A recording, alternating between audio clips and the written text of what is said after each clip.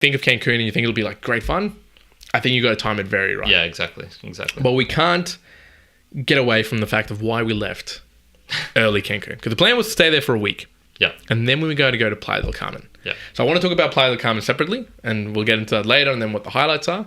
But there's a great, fantastic story to share in Cancun. And it centers around the man in front of me, Kyrin Michael Down. The one and only. The one and only. And I'm going to separate this as a separate video so people can listen to it as a separate thing. And it is I'm not going to call it that. I'm going to call it How I Got Stuck in Mexican Jail for 24 Hours. That is what's going to be the title of that. Now, to preface it, I'm going to tell a little bit of the story of how that began. Okay, sounds good. And then I want to hear your point of view, because obviously you've got the full intent of the story. And there's a couple of versions of this same story. Because there was 3 of us there. So we've got like three. So I'm going to tell it. To to a point in time for me about what happened, how it went down, I guess, and just to give you an idea, like this is Cancun and this sort of stuff happens, and we had 3 guys who are all able-bodied. Yep. And this sort of things happen. And relatively cautious as well. We knew about the dangers, and we had seen. I particularly had seen some stuff in Chile and Argentina to like warn me, like, okay, bad stuff can happen here. Exactly. It's not like we're pulling the stupid gringo stuff of like walking around with your wallet out, looking, how much money do I have in my wallet? That's we were trying to keep as safe as possible. Yeah. But to give you an idea, so let me preface it. We went to I can't even remember what the club was now anymore. It wasn't Coco Bongo because that's the main. I think it was like Congo or Bongo Bar or something like that. So we went to a Bongo Bar, and in essence, we got a package that particular night. We were now there was a second night in Mexico, in Cancun, and we thought, let's go and have a good time. Yeah. We'll go to the club, we'll have a couple of drinks, it'll be great fun. And it began that way. We got in, all 3 of us, we got a package where it was kind of all you can drink, because the cost of entry and the cost of going in is very close together. So alcohol in Mexico is quite cheap. So it was $25 US for entry and $30 US for all you can drink. And all you can drink. So, you're going to go with it all you can drink. That's a given. Yeah. So we went in there. Now, also remember that in Mexico, it is customary to tip. Yeah. Now, we get in there. It wasn't too busy at the start. We started having quite a lot of drinks, 3, 4, 5. Yeah. We're having a great time. We're limboing. I got myself up on the stage. Yeah. I was doing all sorts of stuff. Yeah. They pulled out the balloons, so we're sword fighting. Everything was happening. I was having a good time. And it's one of those places. It was an open club. So if you imagine like a street corner, it's like the whole club's on that, and it's got two walls at the back, but the 2 facing the street. Yeah. There's nothing there. So you can look in and you can see like different tiers of like dance floors, girls dancing on poles, laser lights, balloons, all the whole thing. It was a great club. We were all having fun. Yeah. But then there came a moment when we just had drinks, we're all having drinks, and then I'll fast forward. I wake up. It's the next day. I'm in my bed in our Airbnb in Cancun. Yeah. I thought, what a fantastic night. I can't even remember getting home. Fantastic. I look out the door of the room that I'm in. I'm like, oh, well, I'm at least in like PJs. Got some stuff on. Yeah. I look at Joey, what a great night. Fantastic. How do we get home? Where's Kyrin? Joey looks at me, dead in the eyes, looks at me. I don't know where Kyrin is. Yeah. At this point, I thought, well, perhaps, he was late, he's out somewhere, maybe he's hungry, he's gone out for a bit of some food or something. And this is where we get to the real story, the true story, the fun story. Kyrin Down, take it away. Yeah. What can you remember and how did it go down? So, very similar story to you. Exactly similar, in fact, up until... so we went in, we're having drinks. And so what they do is they put the drinks on the bar for you pre-made. So you just go up and grab one.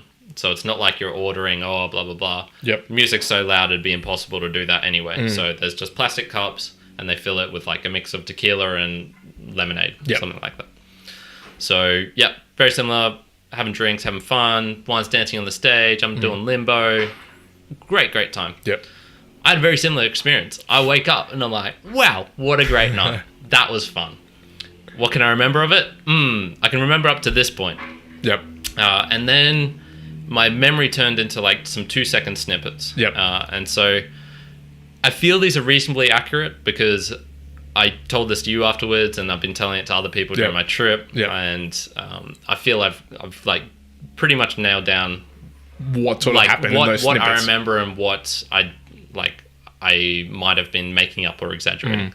So without exaggerations, I remember walking out of the club. So there's like a 2-second snippet. Me walking out of the club onto the street on my own. This is not an unusual thing, because a lot of times if I'm out with you guys and I get bored, you guys want to stay out longer, I'm just like, oh, fuck it, I'm just going to leave. I couldn't be asked. And I won't even tell you. So sometimes I'll do that. Yep. I remember being on, I'm not sure if it was on like a street bench or on the curb. I was definitely sitting down though, and just had like my hands in my knees, just going, oh my God. So just hands like massaging my face, just thinking like, oh man, I'm not in a good way. Yep. Next one was me in the back of a car, and there's just 2 big guys going next to me, going through my pockets and just like feeling stuff out. Yep.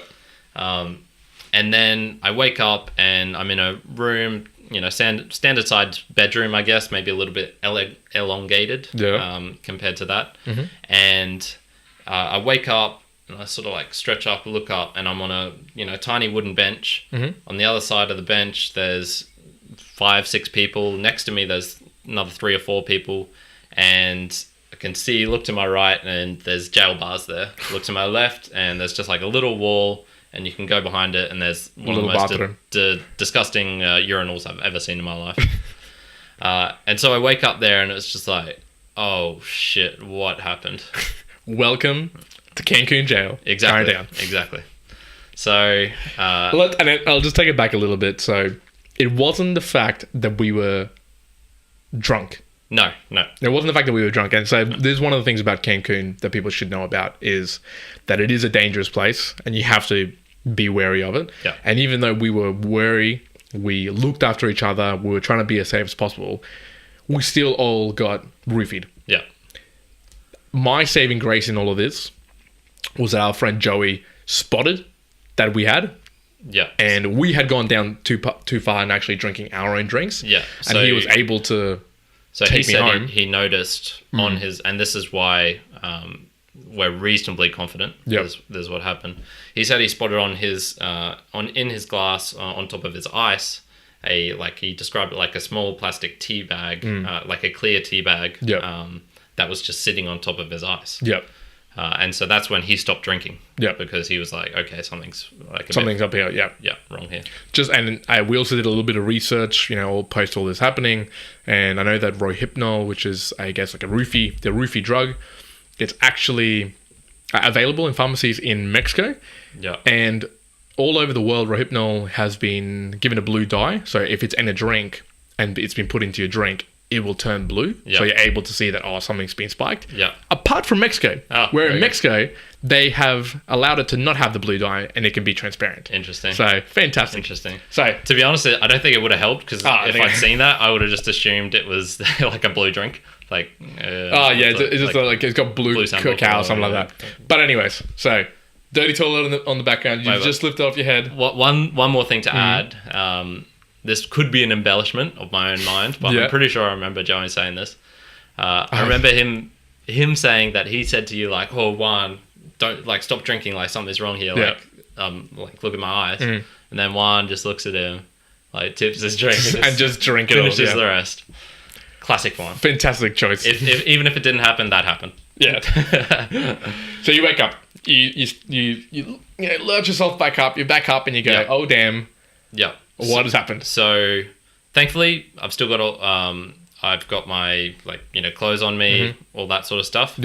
Phone's gone, wallet is gone, and second night in Cancun, second night in Mexico. Wallet's gone, phone's gone. The most interesting, I think, observation I realized afterwards was I wasn't worried. And that's one of those times where I think it was I really should have been worried about the meditation situation paying off here.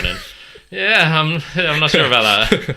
I think it's something to do with the drug that was in my system. I'm guessing it makes you have a don't give a shit attitude as well. You're very drowsy. This is happening. Fuck it. So I wake up.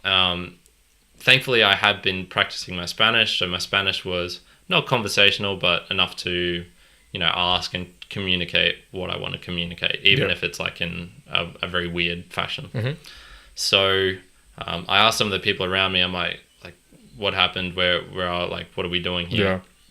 Yeah. And they were all pretty friendly, to be honest. Oh, Like, nice. they were Very cool good. guys. Like, I could see a couple of them had like a little bit of busted faces. Some of them were just Like a bit of fighting, yeah. disheveled and stuff. And what I figured out from them is like this was the tourist jail. So what they do is if you're in some sort of altercation, if you're doing something wrong, there's like a set of procedures that the police can take you in for. Yeah. And they put you in this cell.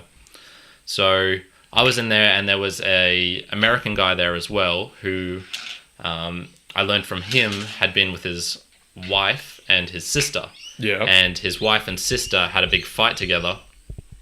And from that fight in the street that they were having, they grabbed them all and put them all. So there was like a guy cell and a girl cell as well, which I believe was right next to it. Because he was standing by the bars communicating with his wife. I think he was communicating with his wife. Mm-hmm. And he told me, like, because he'd been there before in Cancun, because his wife was Mexican, I'm guessing, or at least Central American, so they knew that area. He told me, like, so there's the general procedure, like they'll take you in, to get out, you're gonna have to pay the fee, and that was like end of story. Yeah. So I was like, oh shit. Eventually, he gets taken in. So a guard unlocks a cell door. He gets taken out. And I'm still just with all my other Mexican buddies in there.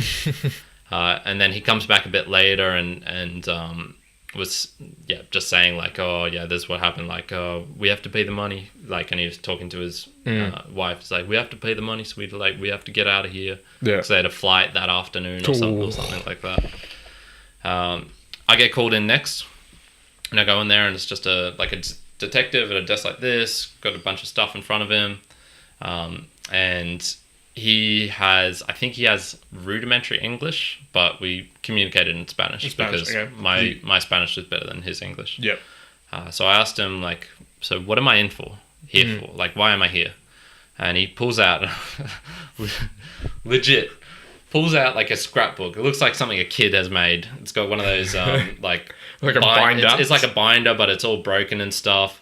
And it's written in like the most ugly formatting I've ever seen. And it's just like dot points, like number 1, number 2, number 3. And he flicks to like number 32. And in this broken ass English, it says, like, if you were sleeping in the street, you can be taken in by the police or something. Yeah.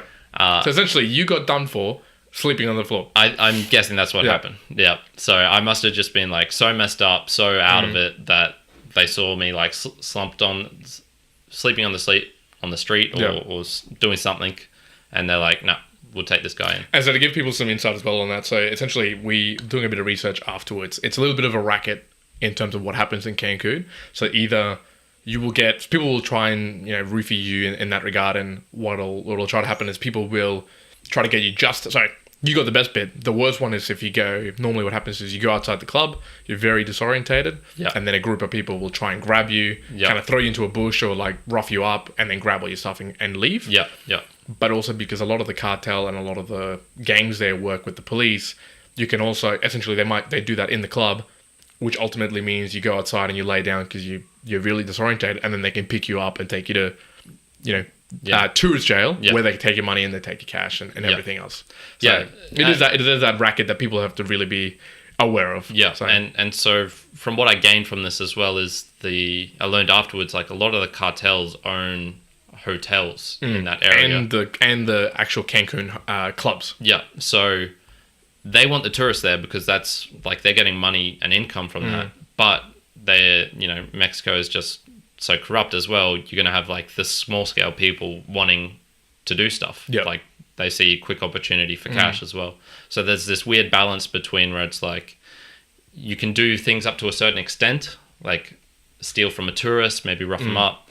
But if you kidnap them, if you like murder them or anything like that, then that's bad for business for the cartels, and so you're gonna have the cartels on your ass if you're just some like random guy in the street who does something dumb.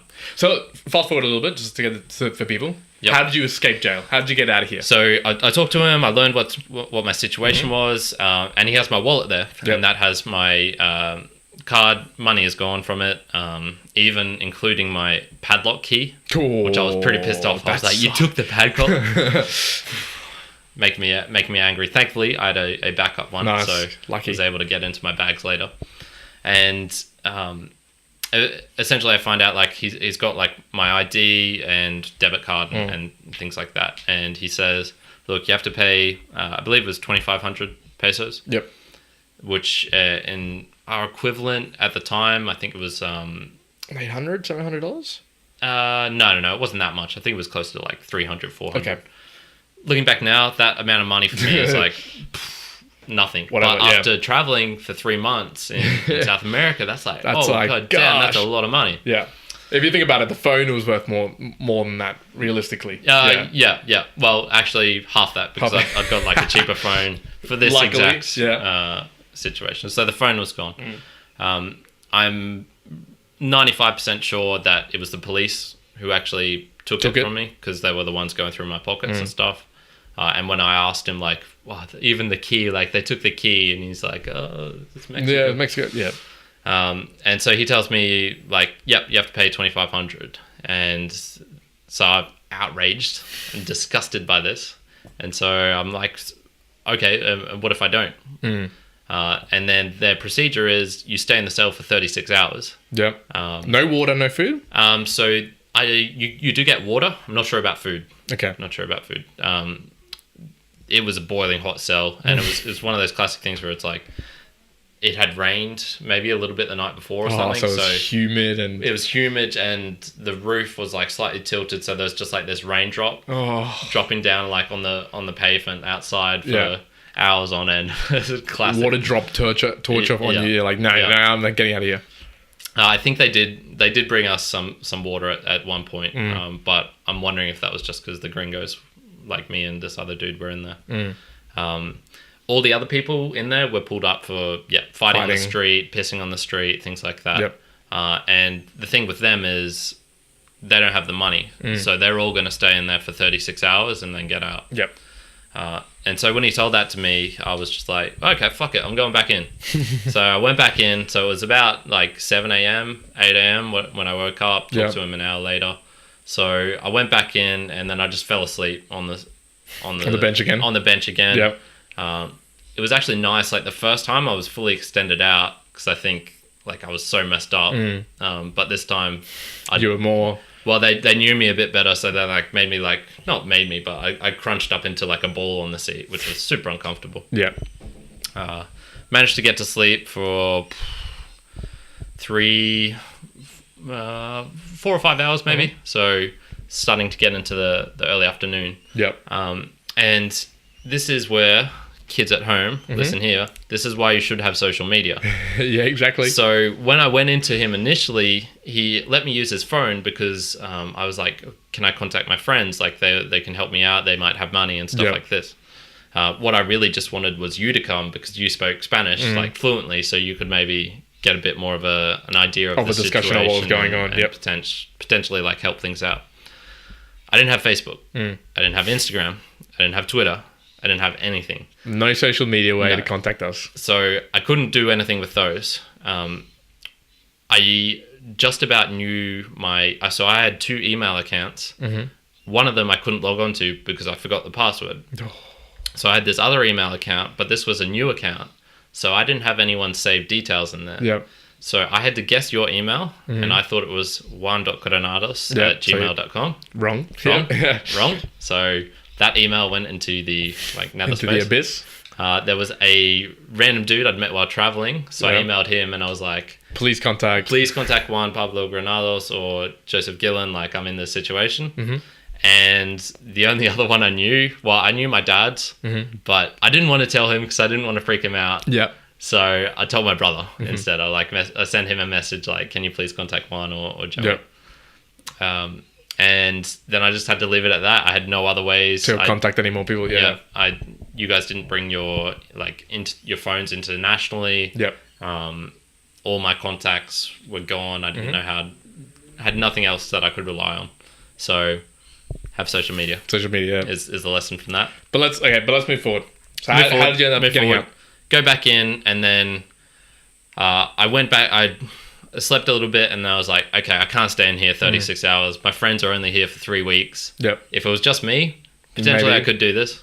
But, they're here. I don't want to take up their time. I don't want to take up, spending time with them. So I'm just going to go back in and pay the thing. Yep. So I talked to the guard and was like, I want to go back in and speak to the detective.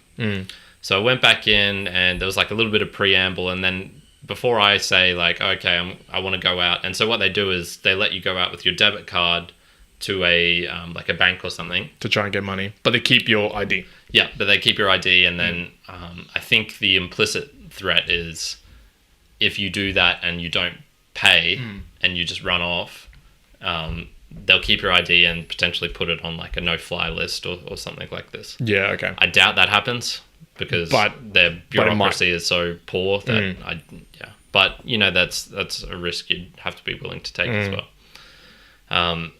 So before I could say like, okay, I want to go out and do it, like just as I'm about to, he's like, so how much can you pay? And then it's like, here's the bartering coming in. Negotiation. So I was like, and I had enough money that I paid whatever. Pay that, yeah. But I was like, I could maybe get like 1,200, 1,300 pesos. So that's like half. Yep.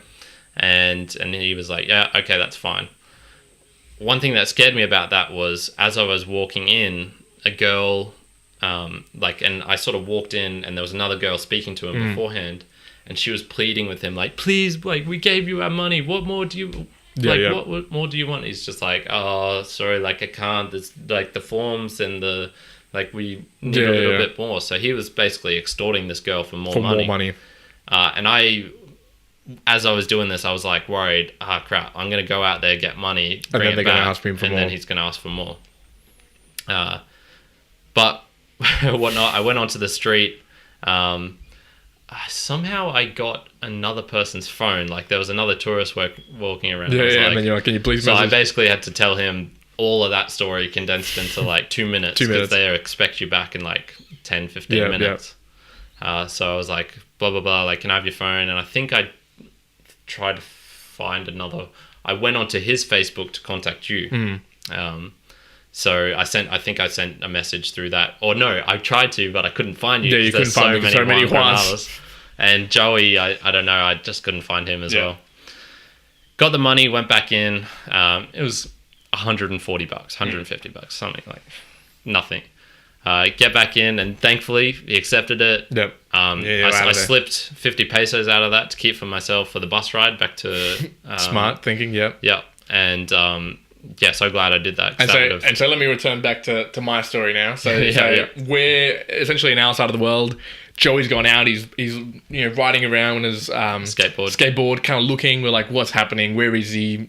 We're kind of, it's getting into the afternoon now. Yeah. We're like, wow, what are we going to do here? And all of a sudden, all I see is Kyrin walking through the door, just kind of like... Bam, kicks out the door. What's going on? What's going on, guys? And we're like, oh my God. So, that is the story of being in a Mexican jail, in Cancun jail, tourist jail. Yeah, a couple of things from that.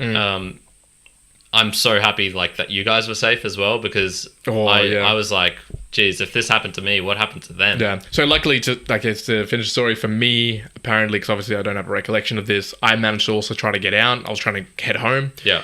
Joey followed me. He wasn't too sure where you'd had gone. Yeah. So he just followed me. Apparently, I just walked around 2 kilometers around the area. He managed to throw me into a taxi and get me home. So lucky that he managed to do that. Yeah. Especially if I was in not in a good state. I don't know how he even managed to drag me. Impressive achievement for him, because I don't even see him managing to do that sober on a normal let alone me just absolutely off my chops. Yeah. So and him half. So essentially, that got us into a point where we went, you know what? We are leaving Cancun. We're not staying here any more extra days. So we ended up going down to Playa del Carmen, which was a breath of fresh air. Yeah. I'm saying to people, if you go to Mexico, go to Playa del Carmen first. Maybe experience Cancun for a day or two. Yeah. Go down to Playa del